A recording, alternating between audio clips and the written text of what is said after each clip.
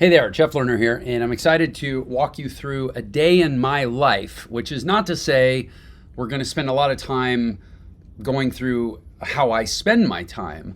What we're going to be focused on is using my life here as an illustration of a life operating system in action. And this is really kind of the foundational concept of how we do what we do at ENTRE. Very much ENTRE was built to answer the question not of what do people need to know to be successful and create the life that they want in their life, but it's more of what do people need to be successful and create what they want in life. It's totally different from what do people need to know. It's truly what do people need. And what people need, there is certainly an element of knowledge in that. We talk about the three legs of action: knowledge, environment, and resources. Knowledge is one of those. Environment is another part. Resources are another part.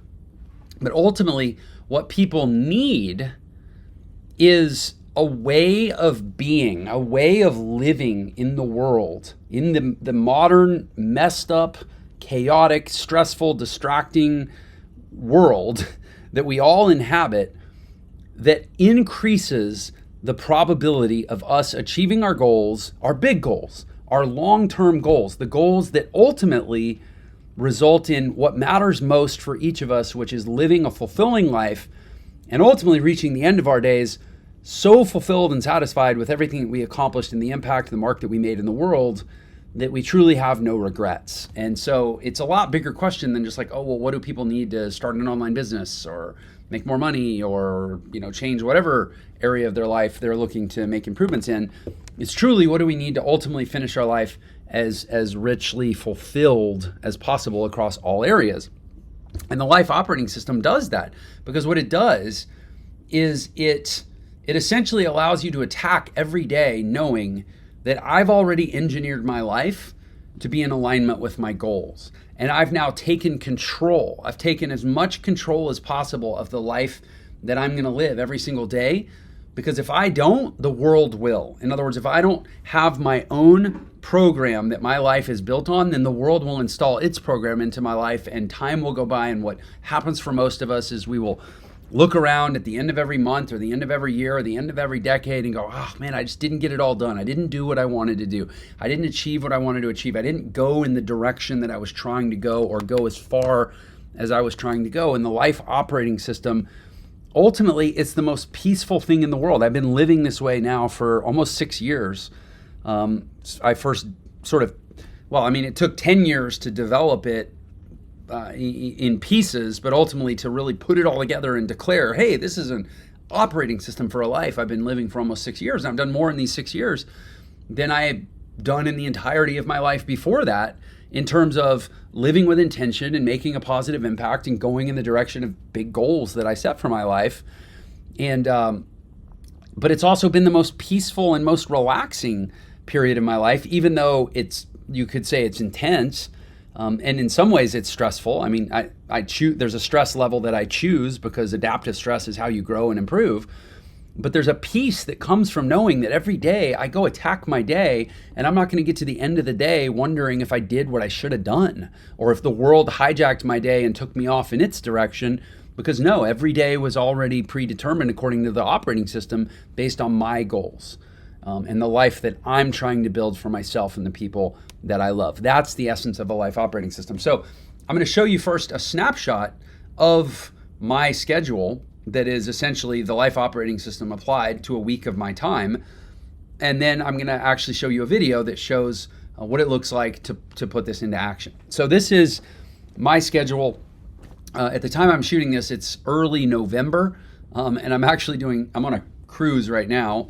You can see my cabin in the background, but it's going to be about 5 weeks from now before I'm actually back home. I have so much traveling and obviously with the holidays and stuff. So the next week that I have that really represents an entire week of being at home and living the life operating system unmodified for travel and events and all the kind of craziness that comes with being the head of ENTRE.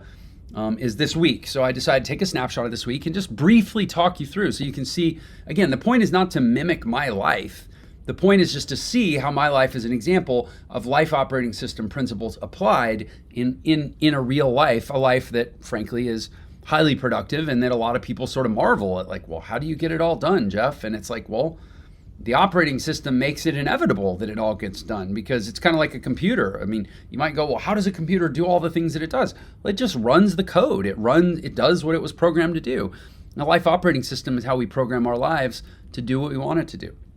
So briefly looking at mine, you can see my weekends, Sundays on the left, Saturdays on the right. Sundays are exclusively blocked off for family. The only other commitments that day are workouts, which I do with my wife. Saturday also has workouts. The second half of Saturday is usually a mix of family and work. If I have work to do, I'll do it. If not, obviously the balance goes to family.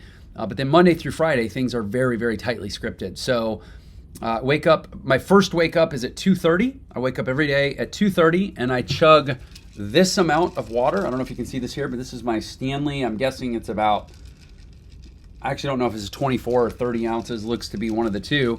I know it's exactly 20 gulps of water when I sip it through that straw. And I know that because every morning at 2:30 in the morning, I wake up in the dark. I reach over, I get my Stanley, and I count 20 sips, and sure enough, it's empty. I set it back down and I go back to sleep. And the reason I do that, partly I get a jump on my hydration for the day, and it's only hydrogen-infused alkaline water, incidentally, that I put in there. It's alkalized, but not with minerals, but with hydrogen, whatever. That's a whole other science lesson, why I do that. But the reason I do that at 2:30 is so that 90 minutes later, which, by the way, I have measured my sleep, and I tend to operate in about 40-minute sleep cycles. I sleep in 40-minute sleep cycles. So wake up at 2:30, chug water, fall asleep by 10 minutes later, 2:40. That gives me just enough time for two end-to-end sleep cycles before my second alarm goes off at 4 a.m. and I wake up, and inevitably, because I just drank a bunch of water an hour and a half before, I gotta pee, which is a great incentive to not go back to bed, right? And I also, the night before, I tapered off my water consumption by 6 p.m. so that I'm not interrupted in the night by that urge. But this way I leverage my biology to help me get out of bed at 4 o'clock in the morning. Then my morning routine ensues, where for the next roughly 5 hours, I will be making a predetermined sequence of physical, personal, and professional deposits, as I term them, throughout the day to sort of tee up and get into the workday. So it starts with prayers and gratitude at 4 a.m., 4 to 4:30 is really just focused on setting intention for the day and frankly, waking up.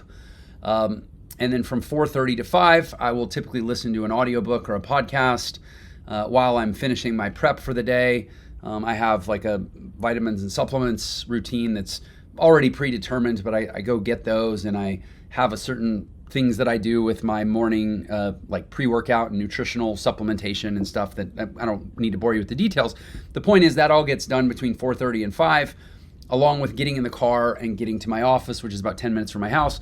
So then at 5 a.m., I'm sitting at my piano, which is at my office, play that for an hour. And then I have a 30-minute break to get to the gym, which is only about 15 minutes from the office. I'm actually in the process of building a house, and once I build the house, my music space, my gym space, my workspace will all be at my house, and that, when that comes, I'll probably sleep 30 minutes later and re-engineer the morning, but for now, this is how it is.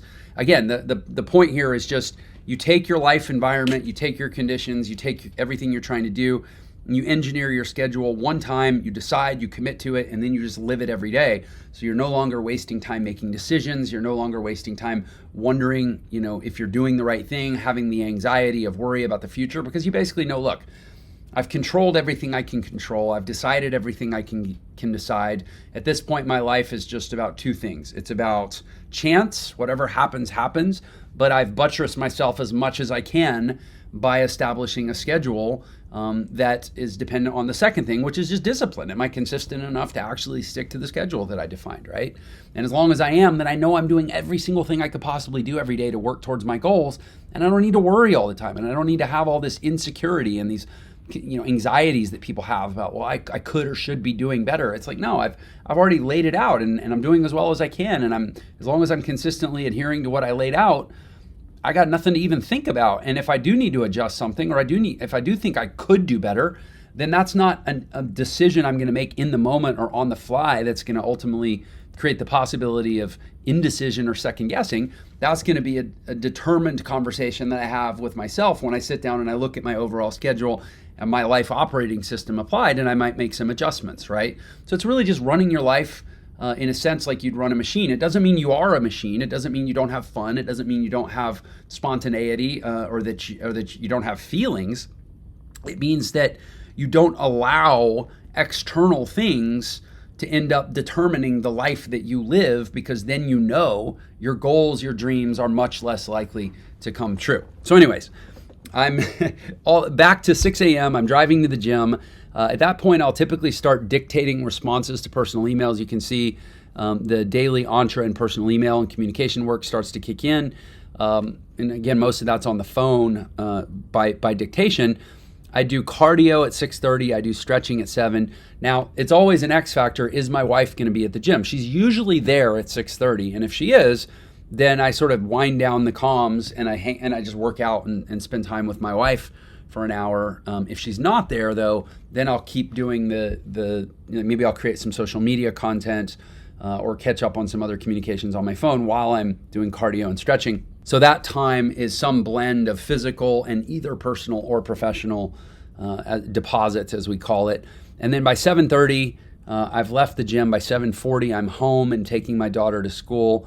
Her school day starts at 8:20. So from about 7:40 to 8:15, I'm with my daughter every day. That 35-minute daily time with her is extremely important to me. She's a 15-year-old girl. She's at the age where her relationship with her father is going to become, or is already, and obviously this started a long time ago. It's not something I just woke up and started doing recently, but I mean, it's an age where her relationship with her father is extremely important grounding point for her relationship as she moves into the world of dating and relationships and high school drama and all that. So I'm insistent. This is like a linchpin of the schedule that everything else always has to flex around, to take her to school and spend that time with her. We run a morning errand. We go get coffee and spend a little time together every day. Anyways, and then I have a check-in with my assistant, Jill. We go over my daily calendar, make sure that I have everything I need for the day, anything, documents, communications, plans, meeting schedules, heads up on stuff, that's upcoming.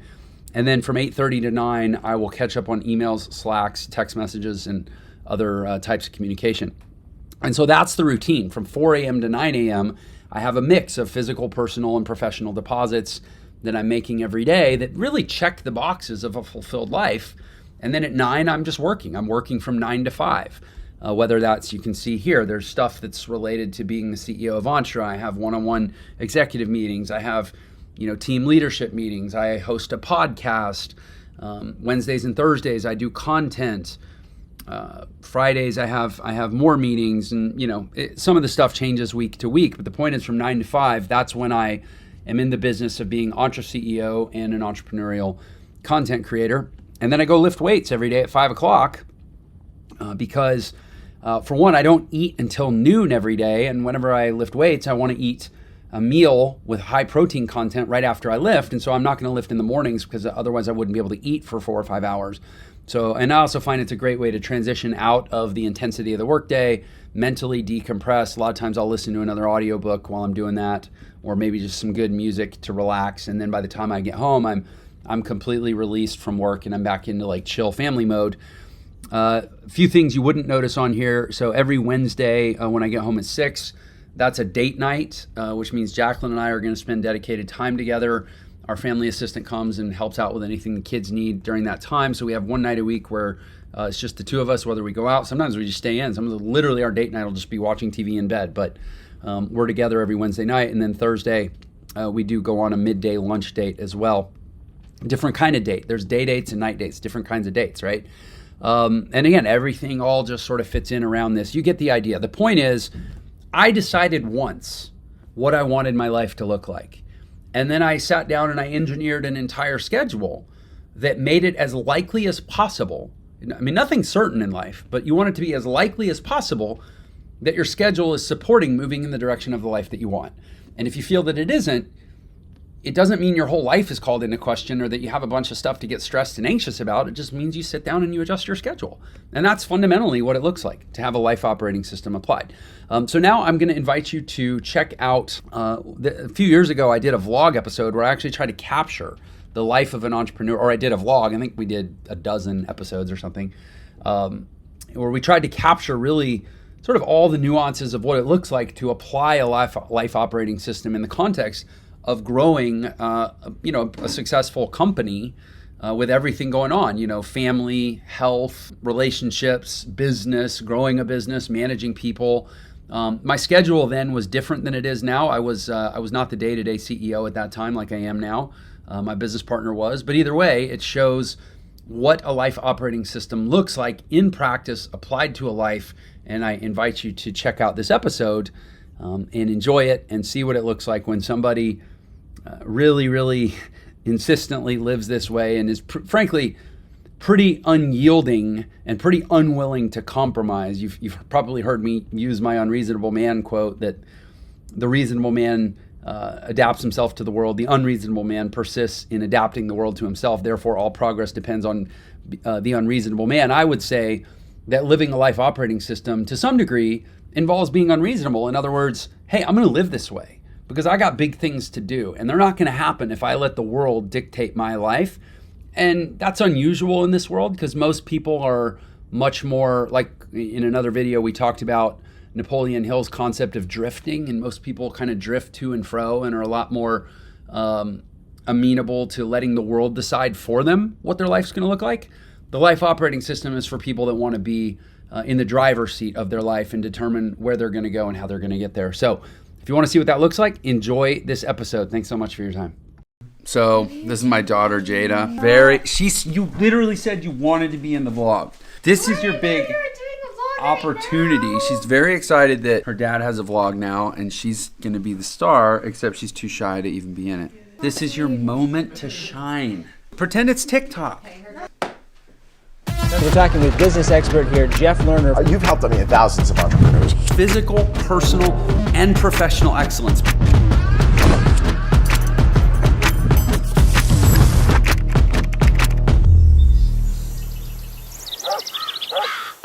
I just woke up. It's 3:33, and I can show you my system of alarms that I do because it's always early. It's always early. So this is my system of alarms here.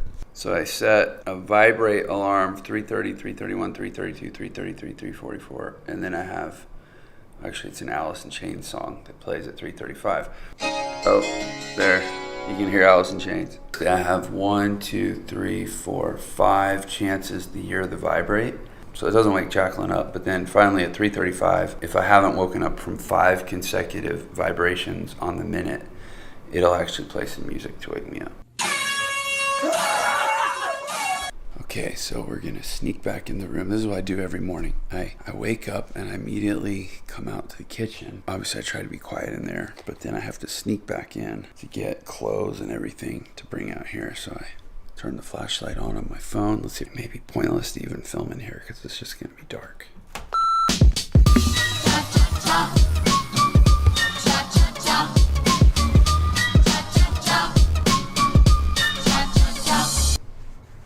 So this is another little part of my routine I do every morning.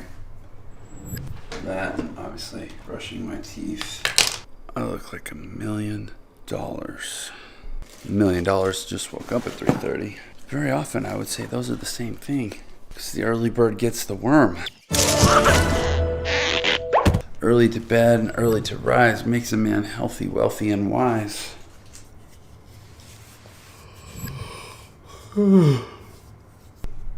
Let's get this, again, this very important piece of activity documented. So there, this is, hold on, this is this. And then it's double-sided, like you can flip it over, and there's another side with more stuff. But so I take I go through these, and I pull out 3 of these, 2 of these, 2 of these, 2 of these. I just kind of have this memorized at this point. And I just go down the line, and then in case I forget anything, I've got it all written on the top of here. So like 1, 1, 2, 4, and so on. You get the idea. This is the finished product. It's my little bag of vitamins for the day. I take them throughout the day. So we're gonna check in with our Inner Circle Mastermind group, another part of the morning routine, at least when I'm at home. What's up, team? Comma. Good morning. Talk soon. Period. All right, so we're coming out to get in the car. I got a bunch of my mail here that I'm gonna drop off at my assistant's house. Because I'm gonna be honest, I really don't like going through mail. I find it to be an annoying use of time. Ain't nobody got time for that. When you start filming your life, you wonder, like, do other people deal with that? Is that a thing in other people's lives, or would it be weird to talk about that or film that? Yeah, this is a thing. Heading into the gym. I'm not gonna take the camera in there because. So this is the other big part of my morning routine, playing piano every morning, get up early, do my vitamins and health prep and sometimes meal prep, but usually they're already prepared. Go to the gym, work out, usually about an hour, come here, do this at least 45 minutes. 60 if I have the time. Today is only at 45. Today also though, I gotta do my planks that I'm behind on from yesterday, so.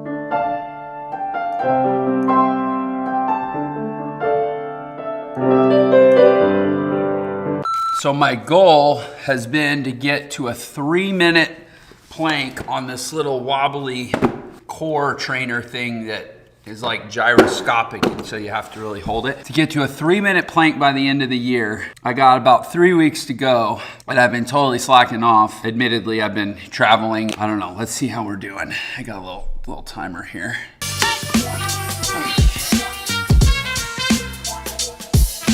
Okay, we got to 2 minutes.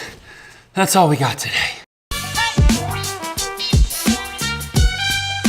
Just working from home this morning.